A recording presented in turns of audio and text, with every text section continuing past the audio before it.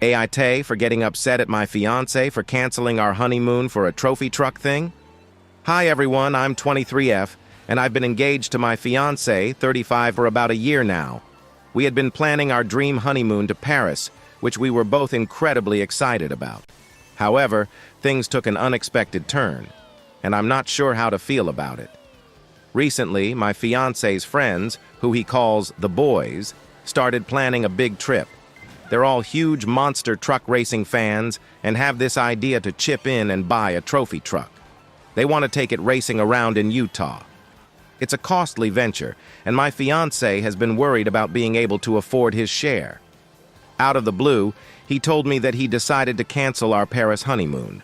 His reasoning? He needs to save money for the monster truck trip with his friends. I was shocked and incredibly hurt. Aita for not sponsoring my friend's honeymoon. I've known my friend for almost 5 years, and we've always been good friends, but not particularly close.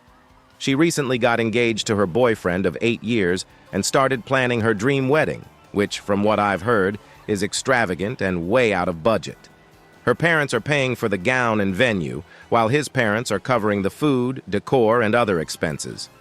They have 3 kids together, and money has always been tight due to their growing family. A couple of months ago, we went out for drinks, and all she could talk about was how she deserved her dream honeymoon but couldn't afford it. I felt bad for her. I have been working as a registered nurse for quite a while, and my pay was good, and I had some money saved up as well. So I decided to offer to sponsor her honeymoon in Hawaii, which she eagerly accepted and was grateful for. However, things took a turn for the worse when we went shopping for bridesmaids' dresses. She insisted we wear a particular lilac dress, which was revealing and uncomfortable, especially for someone like me, who doesn't have a 0 figure and is on the busty side. When I expressed my discomfort, she made a cruel joke about my appearance, comparing me to a baby elephant and suggesting I lose weight. I asked if I could wear a different dress in the same color, but she dismissed me and implied that my size was the problem. When I tried on the dress, it was a disaster. My stomach looked absolutely hideous, and my breasts were spilling out, making it uncomfortable. My so-called friends laughed and made jokes about my appearance. When I told the bride the dress wasn't working for me, her response was the last straw. She told me that because of my body size, nothing ever worked for me, just like my past relationship with Tyler, a pseudonym for my ex. This was a particularly sensitive topic for me, and I couldn't hold back my emotions any longer. I left the place in tears and texted her that I was canceling her Hawaii trip and wouldn't attend her wedding. She became angry and told her sob story to other friends, but most of them sided with me. A few days later, she messaged me, apologizing and asking me to attend her wedding. I declined, but then, unbelievably, she had the audacity to ask me to pay for her honeymoon, insisting I promised. She even made her fiancé, sisters, and friends text me and pressurize me to pay for her honeymoon. I lost my patience and told her that her financial struggles and her 3 kids were her responsibility, not mine. I called her an entitled and stuck-up person who didn't even deserve my friendship. Now I'm in a dilemma, feeling guilty for my harsh words. I heard that she's been constantly crying and complaining about how I ruined her wedding. Some of our mutual friends are telling me that I can't take a joke and I am overreacting. Am I the asshole? Group trip planning to Paris gone bad. Advice.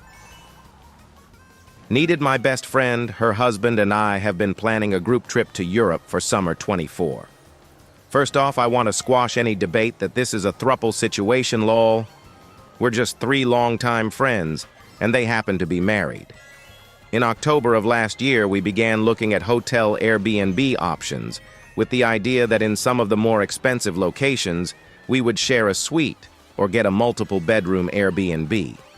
It was group knowledge that I wasn't going to be able to start official booking flights accommodations for payment until January of this year, with holidays and holiday travel taking precedence of the end-of-year budget.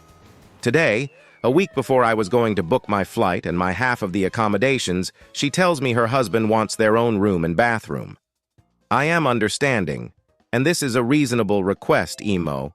Nonetheless, It makes me roll my eyes a little that she tells me now, a week before final booking and payment, when I explicitly asked her about this back in October, November. Nonetheless, I am able to recognize this as a fair request. I spent an entire afternoon sending hotel options within what I was under the impression was the predetermined price range, only for her to look at them but not respond. I found this suspicious. Then that night, she sends me back a few options. She found that we're all way over the price range we had originally began looking at last year. I weighed my options and responded that they are a bit high, some very high, but I can do the least expensive one you showed. She responds back along the lines of, "We really want to do the most expensive one." This one happens to be 3 times the original price range and a splurge I am not willing to make. I figured I was doing my part to compromise in my willingness to spend more but go with the lesser price tag choice. Why send me choices if you've already made up your mind? Her response when I told her that's not a price I can do, that I can just find somewhere else to stay, and we can all meet up. Also, bear in mind this is a foreign country that she is expecting me to split up and fly solo in. I explained that splitting up was never an option I thought would be on the table, nor is it one I am comfortable with. She returns claiming I am not willing to compromise by staying somewhere else altogether. Am I the asshole for thinking the compromise should have been on price, and for thinking her logic throughout this interaction was incredibly rigid and rude?